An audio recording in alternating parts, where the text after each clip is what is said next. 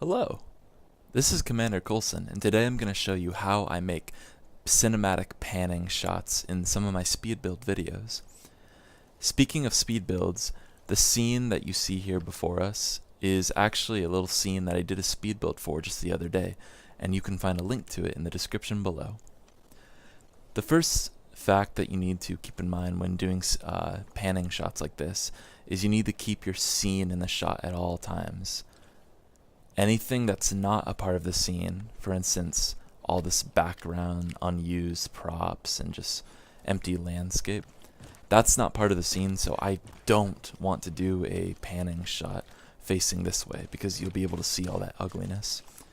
You want to keep your shot in the scene and predetermine what your focus is going to be. For instance, our focus today are going to be these little train wheels. So, I'm going to show you two ways to make cinematic panning shots. Each have pluses and each have minuses. The first we're going to be using is the binocular mode. Now, one of the pluses for the binocular mode is that because it's in-game and it's in real time, you get all the stuff like the trees fluttering, the grass flowing, things that you don't get in the other mode. And in a few minutes, you'll see why. But for right now, we're going to focus on the binocular mode. So I'm going to go ahead and find some flat footing for me to go ahead and walk across. The key to doing cinematic shots are the two analog sticks. You will be using the left analog stick to move forward and backward, and the right analog stick to look right, left, up, and down. To make cinematic panning shots, you want to combine these two in a very slow movements to go ahead and get these very cinematic panning shots. Oftentimes, I also like to crouch and zoom in. At which point, we will then press X, or if you're on the PlayStation, I believe it's square, to toggle the interface off. I'm going to go ahead, like I said, I predetermined that this is going to be the train, these train wheels are going to be the focus. So I'm going to start with them off to the side. I'm going to scoot back, and then I'm going to, you know what, I think this actually looks better standing up for right now. I'm going to stand back here, and I'm going to start slowly walking forward, while then slowly panning to the right.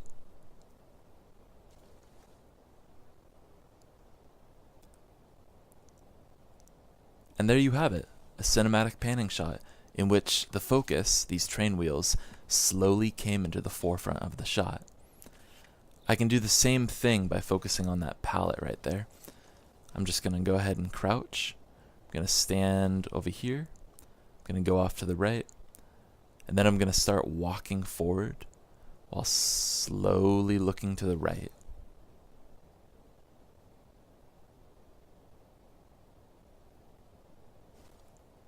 And there you have it, another panning shot.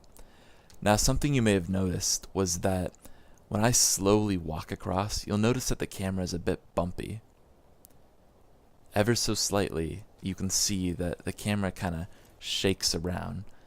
This is because we're using the in-game binoculars, which means when the player is walking around, we're still hitting all the bumps and such, which is making the camera show all the bumps and such.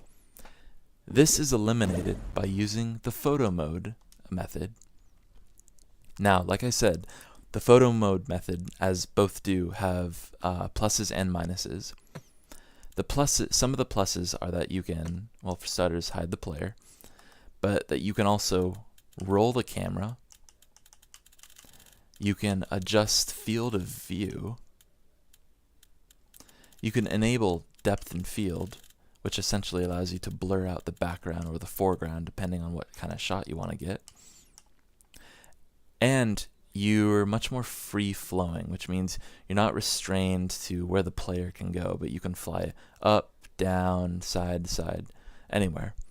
However, one of the detractors to using the photo mode is that the trees and the grass are no longer flowing in the wind, because essentially this mode is created for only photos, not for making videos. However, I feel that the benefits outweigh the detraction, so I usually just use photo mode anyway.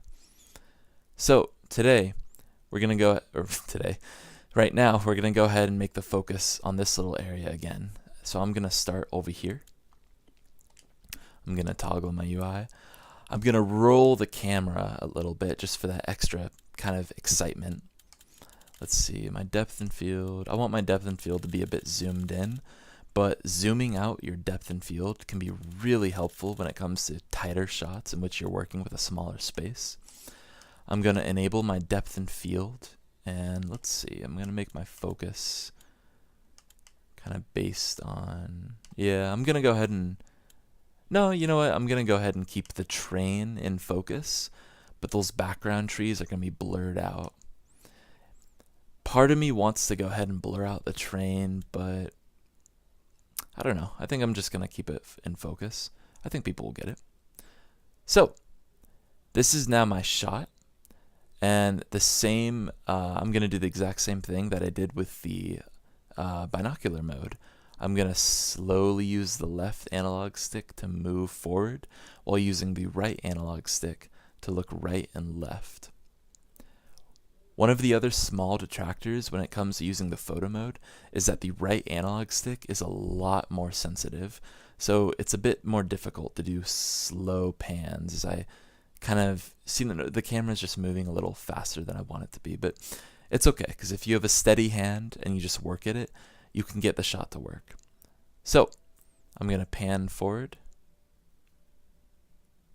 and I'm going to slowly start looking to the right. There we go. So notice how I have the background blurred out and the focus is coming in. We have the camera slightly rolled, so there's just that extra dramatic kind of tension to the shot. And I'll admit, right now I kind of missed I was going to go for the palette. I'm kind of moving in on these little fence things, but you get the idea. But yeah, that's how I go about making cinematic panning shots for my speed builds. I hope you found this video helpful, and I hope to see some more people making similarly cinematic shots in the future. If you found this video helpful and you liked what you saw, go ahead and like the video, subscribe, and share it around. It really helped me out. I make speed builds pretty often in Far Cry 5, and if you like what you see, I'd love for you to check them out and go ahead and subscribe. Alright, this has been Commander Coulson, signing off.